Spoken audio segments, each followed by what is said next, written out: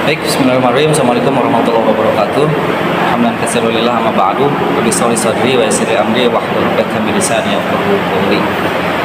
Sebelumnya izin perkenalkan diri, nama saya Yang Supriyatna dari program studi Komunikasi dan Penyiaran Islam semester 3. Video ini dibuat dalam rangka untuk memenuhi tugas UTS mata kuliah Komunikasi Politik dosen pengampu Bapak Rahendi.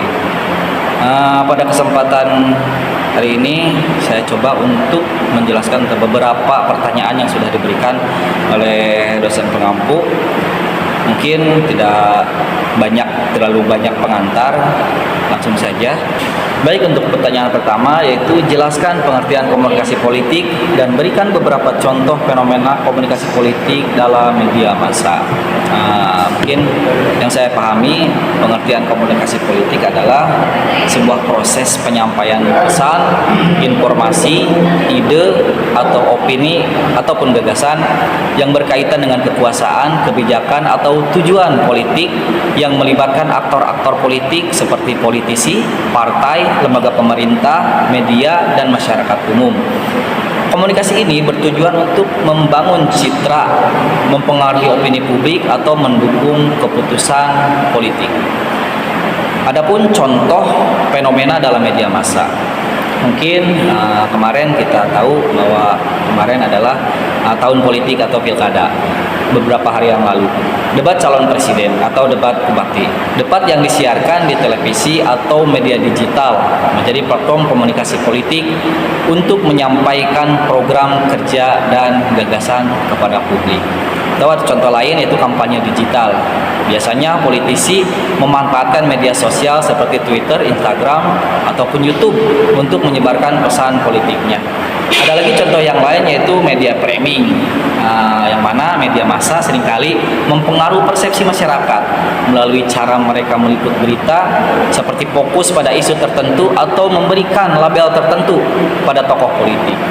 Ada lagi contoh yaitu iklan politik, yang mana iklan di televisi atau internet sering digunakan untuk mempromosikan kandidat atau partai tertentu. Ya contohnya MNC Group dan lain sebagainya.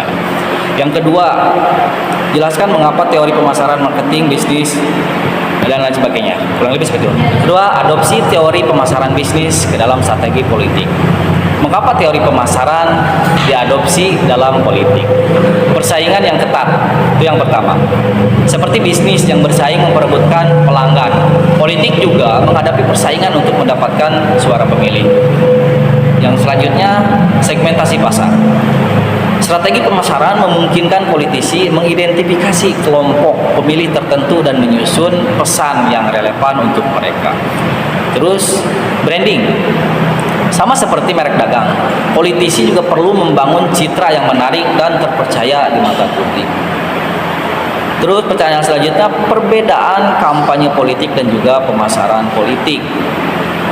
Kampanye politik, yang pertama kampanye politik yaitu fokus pada aktivitas jangka pendek, jadi terikat pada waktu, seperti menjelang pemilu untuk menggalang dukungan. Contohnya adalah rapat umum, debat, dan iklan saat pemilu.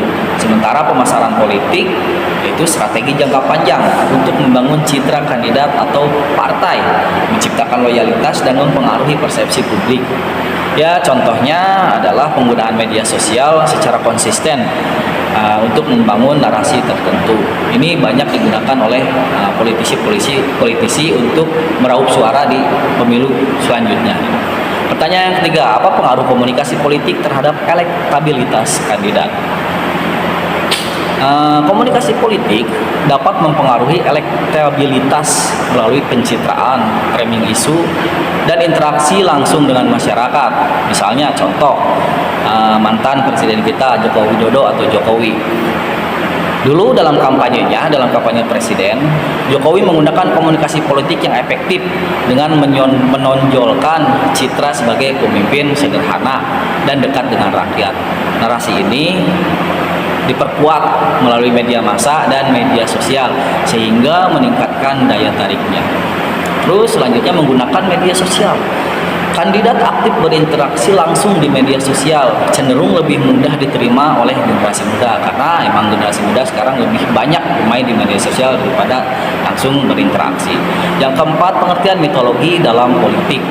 Apa pengertian mitologi dalam politik, dan berikan contohnya. Pengertian mitologi dalam politik berbeda dengan mitologi dalam kehidupan. Mitologi dalam politik adalah sebuah narasi atau simbol yang digunakan untuk membangun keyakinan, legitimasi, atau daya tarik emosional terhadap tokoh, ide, atau kebijakan tertentu. Mitologi politik seringkali berakar pada cerita yang dilebih-lebihkan atau yang disakralkan. Contohnya narasi kepahlawanan.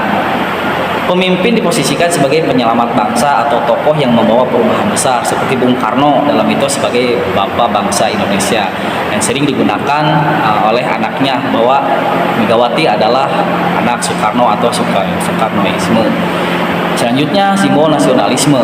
Biasanya penggunaan bendera, lagu kebangsaan, atau simbol-simbol perjuangan untuk menciptakan ikatan emosional dengan masyarakat. Yang terakhir yaitu perilaku komunikasi politik peserta Pilgub Wabub 2024 Purwakarta kemarin nih. Ada 4 calon, yang mana calon pertama yaitu Om Zen dan juga Bang Jo.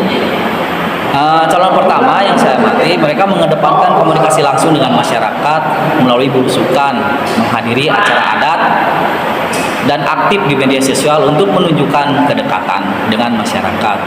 Terus calon yang kedua yaitu Ayadi dan juga Kang Pipin.